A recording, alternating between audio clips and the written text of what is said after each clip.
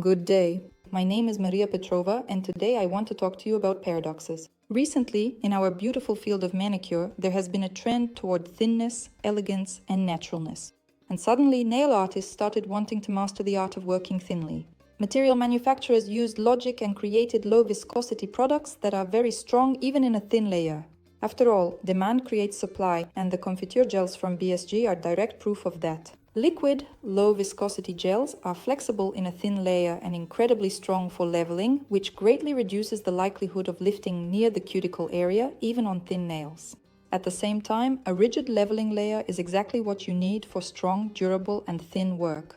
You might wonder, so where's the paradox? The paradox is that many technicians want to work thin, but still feel that a thin layer won't last. So they pile on heaps of product out of habit, just in case.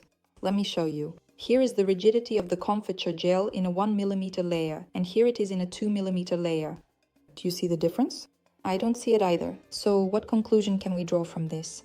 The material reaches its maximum rigidity at a 1 mm layer. If you apply it in a 2 mm layer, it won't resemble either vibranium or adamantium. A logical question arises, why the heck do we need these mountains then?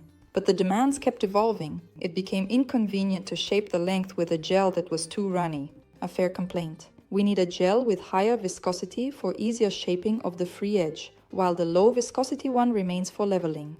In today's video, I want to show you my favorite combinations of BSG gel materials, and you'll see for yourself that the strength of a manicure doesn't always depend on the thickness of the material. In today's video, I'll show you how to create such a thin, crisp square by choosing the right materials. I have already done the manicure, removed the old coating, and filed the length down to 0. I thoroughly degrease the nail plate and apply the base in a thin, even layer, leaving a 0.5 mm gap from the cuticle and sidewalls. By the way, the base I'm using is acry rubber, my favorite. I fit the form at the height it will be raised to, in order to determine what width and depth of the cutout I need. I start shaping the form by marking the width. I cut out a recess for the sidewalls. I always use the sharpest scissors possible for this work. Manicure scissors are best. They allow you to make the cutout as quickly and precisely as possible. The next step is cutting out the depth for the nail plate so that the form fits flush against the nail without any steps or gaps. The final fitting check.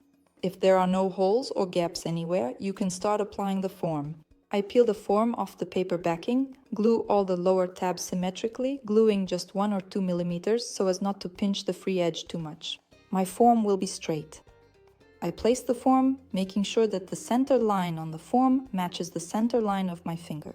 I make sure the forms fit snugly at the points where the nail grows in. As a base, I will use confiture gel of high viscosity, number 13, a beautiful pink lilac color, naturally with shimmer. The consistency of this gel will allow me to create a thin yet evenly thick base around the entire perimeter of the form. I'm not afraid to turn the finger either left or right because this gel won't run anywhere. I apply it right up to the edge of the nail plate and make sure that there's gel at the points where the nail grows in as well. I cure it with a flashlight for literally 5 to 10 seconds so that the gel sets but still remains flexible. I close the form snugly under the finger and shape the narrowing of my future square. For the base color, it's not necessary to choose the same color as the material you'll be using next. A different base color can serve as an additional design element for you. As for me, I continue working with the same high viscosity confiture gel in shade 13. I apply gel up to the middle of the natural nail plate, creating a wet base on which I will further distribute my gel. I place a small drop of material in the center of the nail plate and start pulling the material with the tip of the brush first to one side, covering the sidewall, and form one lower parallel for myself. Then I move to the other side and cover the other sidewall and lateral fold. Initially, I took a small drop of material so as not to apply too much. And now I see that it's not enough. I'll add a little more material. It's more convenient for me to work in parts like this and add material as needed. This way, I protect myself from applying too much at once. I don't like filing off good material into the trash bin. Confiture gels with high viscosity self-level beautifully, but at the same time, they don't run anywhere. To make the shape more precise and minimize filing even further, I go over it with a fine brush, refining my future shape and helping the material distribute exactly as I need.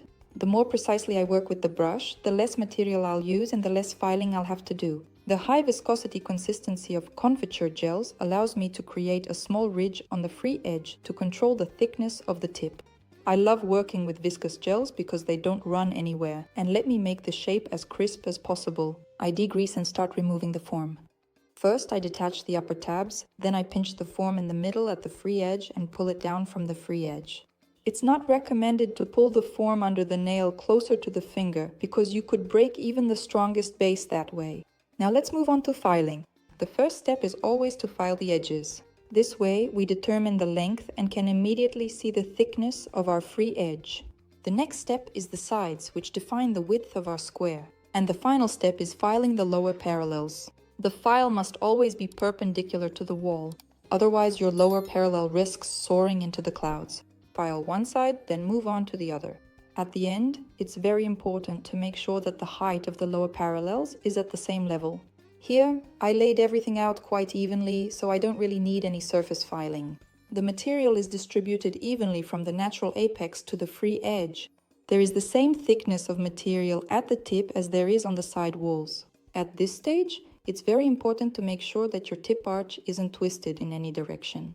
Otherwise, you'll have to restore it and file out the material from the inside.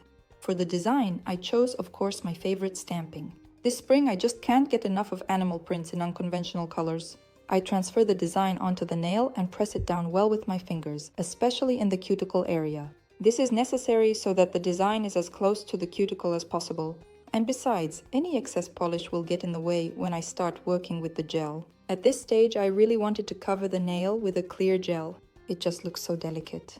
But I decided to stick to the plan and took out the confiture gel in shade 49, which is low viscosity. You can see how runny it is, yet it has exactly the same rigidity as the high viscosity confiture gel. The main advantage of this gel in use is its speed. It self-levels in just a few seconds. To start, I also create a wet layer, leaving a 0.5 mm gap from the cuticle, and then, using a flat oval gel brush, I begin to spread it very quickly. I didn't speed up the video, so you can judge the speed of the process for yourself. I help myself with a thin brush, pushing the excess volume off the free edge since it's already shaped there. And this is how I ended up with a thin, resonant, yet very strong nail. I really enjoy working specifically with confiture gels, both high and low viscosity, as a pair, especially when it comes to sculpting. After all, the question of consistency isn't about which viscosity is better, high or low, but about using the right and most comfortable material for a specific task with a specific base. Here, I was working within a short length and theoretically, I could have done the leveling with the high viscosity confiture gel as well. But it would have taken me much more time to level, and the result would have been the same. This raises the question, why should I spend more time when I can save it by choosing another material that's more comfortable for me?